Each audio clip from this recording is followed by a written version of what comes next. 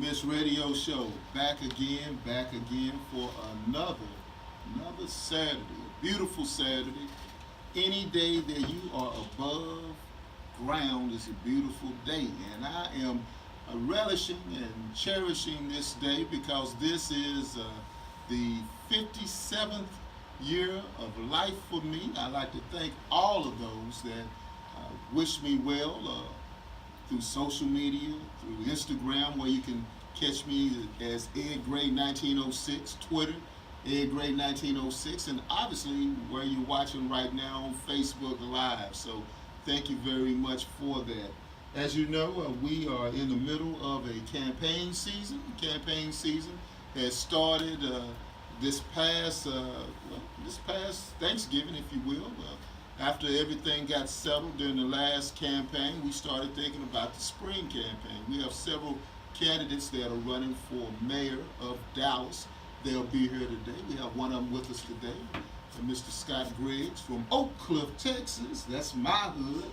You know, we have him here today. He's here to my left. But before we get started in that, I want to tell everyone to tune in to Inside Texas Politics, where you can catch me at 9 on 8. I'm going to do it again. 9 on 8 Inside Texas Politics. Well, I won't be on there this week. But you know, I've been on there the last couple of weeks or so. So you can catch those on our YouTube channel, which is Ed Gray the Commish. I think you have some of those YouTube hits that we can play during break time, Strip. So how else can they listen to us, Strip? Go to the website at www.fbrn.us and click on the Gray Stream today, or download the free Fishbowl Radio Network app. Search Commish Radio Show. Click on the Gray Stream on Saturdays, and Wednesday it'll be in the Red Stream. Red Stream on Wednesdays? Wednesdays, yes. Red Stream on Wednesdays. All right. We had Adam Bazaldua, who is running for Dallas City Council. He was on last week, so catch that. And then this week we have Corey Mack, who's running for Dallas City Council District 7. He'll be on this Wednesday. That being said, we need to go ahead and concentrate on getting our political souls fed today. So I would like to say hello to those people who are listening in to us at Casserole Soul Cafe. I did that smooth, didn't I? That's nice. That was nice. You've done this before. Yeah. You see that? Traditional Southern cuisine at its finest, located at 133 Historic Town Square in Lancaster, Texas. All right, okay. That's how we do it right here on the Commish Radio Show. Welcome, Mr. Scott Griggs. Thank you, Commish. Thank you for having me on. How you doing? I'm doing wonderful, thank you. Good. We've been following each other on Twitter, and you're on Instagram as well, right? Yes. Yep.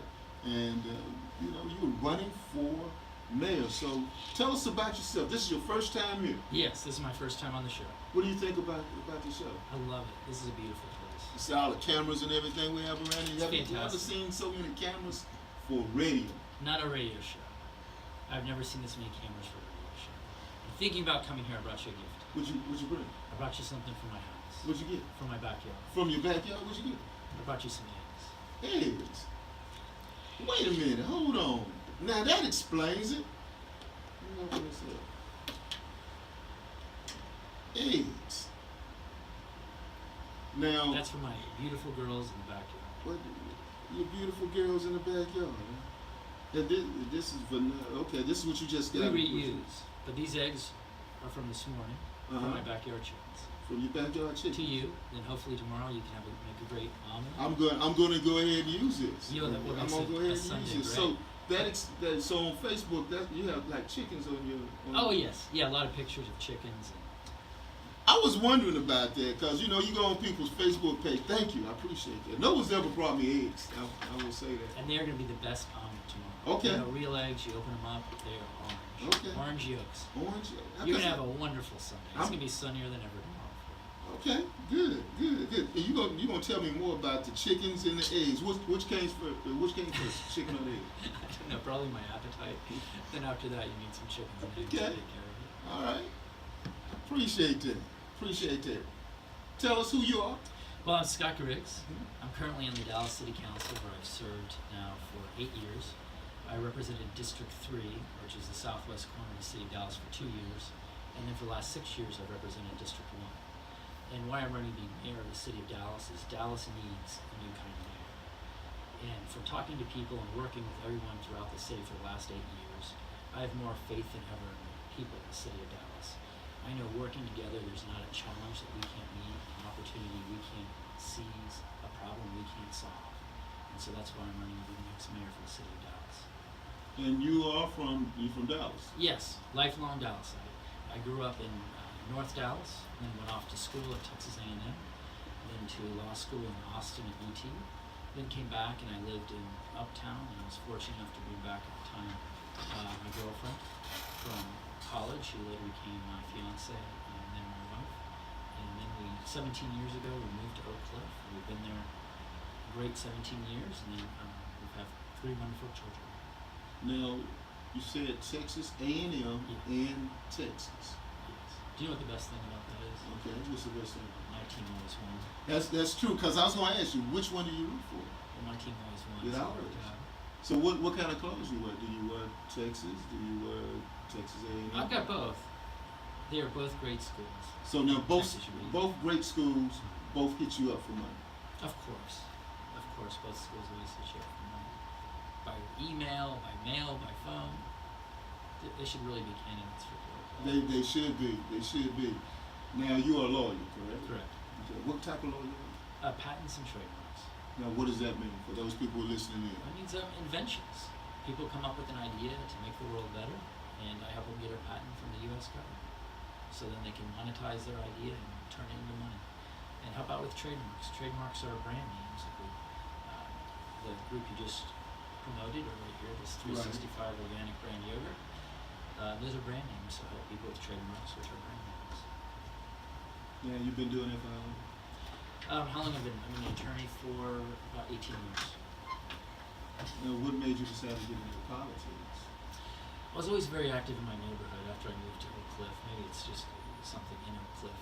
And so my wife and I were very involved in the neighborhood association and went on to deal with a lot of issues at the time. This was back in Oak Cliff in 2002, 2003, 2004, working on crime issues, traffic issues, helping revitalize Fort Worth Avenue, where you see the Belmont bringing projects like that, working with Monty Anderson. So the Belmont, you did that one? I was part of the Fort Worth Avenue Development Group, which was a non-profit organization made up of neighborhood people that wanted to help revitalize the Fort Worth Avenue corridor. So we helped Monty Anderson convert the old Travel Inn, which if you ever saw, was completely run down. There was drugs, all types of terrible activity going on in the Belmont Hotel. Now, for those people who are tuning in and listening in, the Belmont Hotel is located on Fort Worth Avenue in Sylvan. Has a beautiful view of downtown Dallas. One of the best views of Dallas, downtown Dallas. At one point, I believe the Beatles had stayed there before. Yes, just a rich history for all the old hotels along Fort Worth Avenue. So helped out with that. And then I was on boards and commissions going back to Ed Oakley, if you remember that name. I was his appointee to the Board of Adjustment. Zoning Board of Adjustment? Yes. That's the board that I served on. That's the name of the commission. Yes. Zoning Board of ZBA, Zoning Board of Appeals, and Zoning Commission. So I was on that board, and then was on the TIF board for the Fort Worth Avenue Tax Increment Financing. Now, what's the TIF board? Helps with economic development. So we help wing some of the exciting projects that have come to Fort Worth Avenue, such as the Belmont and the other development that's occurred in North Oak Cliff, finding ways to encourage that and make it more pedestrian friendly. Through all of this, I guess you would say the rebuilding of Fort Worth Avenue. What do you see going forward in the future? At one point, Fort Worth Avenue was the way to get to Fort Worth. Thus, the name That's Fort the Worth name, Avenue. yes. It's coming back with its own identity. It's so close to downtown Dallas that people want to live there. They want to see more activity. We're bringing in a lot more retail services. And that's true really in all the areas close to downtown over these past few years. You've seen a lot more energy, a lot more people moving in. They want to be close to jobs. They want to have an urban experience. They want to enjoy the great trail system that we have. I just see more of that coming along. Now, the area that you were in, you said you served 2 districts, correct? Yes. How did that happen? Well, in 2011, I ran against an incumbent in District 3, and I won. And who's the incumbent? Dave Newman, who had been in office for 4 years, and then we went through a process called redistricting, and my neighborhood got moved out of District 3 into District 1, and you'll know that currently District 3 is represented by Casey Thomas, so it's a very, District 3 is very diverse, large number of African Americans and Hispanics in the district that are represented, and then I was moved into District 1, which is predominantly Hispanic district, about 85-90% Hispanic. My neighborhood was and my house was. So I ran for re-election against a Hispanic incumbent in District 1, and then won the race in 13, and then was re-elected in 15 and 17. So the district that you ran was like 85% Hispanic, and you won. Yes, And you're not Hispanic, correct? that's correct. How did that happen? I'm great talking to people. Okay, I see Great that. listening to everyone's concerns. And no matter who you are, I care about you, and I'm going to do a great job for you. And that really resonated both in the District 3 election and District 1 and my election since then. I'm someone that people very accessible. I will work with you on whatever your problems are. I have a great vision for transparency and accountability, having safe, strong neighborhoods, and focusing on what matters to all of us: streets, parks, rec centers, first responders having to pay what they deserve. Okay. I'm gonna ask you one more question, and then we're gonna go ahead and take a quick break. And because I want to split this interview up with the past Yes. and then go forward to the future. So in the past, one of the things that I believe that you were involved in was the Confederate statues removal. Were you involved in that at some point? Yes, you guys for advocating for them to be taken down. Yes. Right. Could you explain to me why and how? Well, that issue came up at the council, and I support the removal of the Confederate statues, not only Lee that was in Lee Park, but also the one that's next to City Hall, just for what they stand. It stands for a different time in Dallas. The statues were put up for the wrong reasons, and they need to be taken down. We need to be one city, and it's not right that you can look out of City Hall, as you can on the 5th floor where I've officed for the last 8 years. If you look out on the western view looks right at the Confederate statue. And that's not the message that we need to send. And that statue is really ironic because that statue is a statue commemorating war. It's a naval war statue, and I was like, wow, isn't Dallas a landlocked? And we have a statue for that. And it was put up for the losing side. It's true. It's true. It was also put up on the other side of the freeway because they moved it. Correct. Originally, it was in southern Dallas, the statue, closer to Heritage Park. And my understanding is from the I-30 construction, they wanted to relocate it. And where they picked to relocate it is next to what's now the Convention Center Hotel and where City Hall is. And that statue is not the appropriate place for it. It needs to come down. And it sends completely the wrong message. Looking out the window of City Hall, when you're on the western side, 5th, 6th, 7th floor, the top floors, and you see that statue. And it gives the wrong impression too when you're walking around our great city off of Young Street in parks, and it's the biggest statue around. Right. I think it needs to come down. Well, thank you for speaking out on that. I was involved in that. I was one of the scholars who penned the letter to Dallas City Council asking for the removal of the wall, led by Dr. Michael Phillips. So appreciate you. For that. Great leadership from the community. So from the outside, why do you think it's not down? It's not down because I think the power structure in Dallas wants it to remain, and that's the way it is. I could write many pages of that, which I have, and will continue to do so apparently because this PhD process is continuing to go on. But maybe if you're a mayor, maybe you can help take it down. Oh, it'll come down. It'll come Absolutely. On these big decisions, the mayor's got a lot of power. Today, the mayor of the city of Dallas wanted it down, it would be down. Also, the mayor. If they wanted it down now, it would you be saying down. Mike Rollins he could have it I'm down? saying if Mayor Mike Rawlings came out today and said, we want this statue down next week, it'd be down. When a mayor wants to do something in a week, you see things happen. Look back at the Trinity and the LGC. How fast did that happen? It was from one week to the next. There's a private organization formed, and the Trinity River was given to the private organization. So you know when you want to get things done in the city of Dallas, you can. The most power the mayor has in the city of Dallas is to set the agenda, and that he use that office for good things, like taking down the statue. Well, I would hope anyone that's elected will go ahead and take the statue down because it doesn't have any place.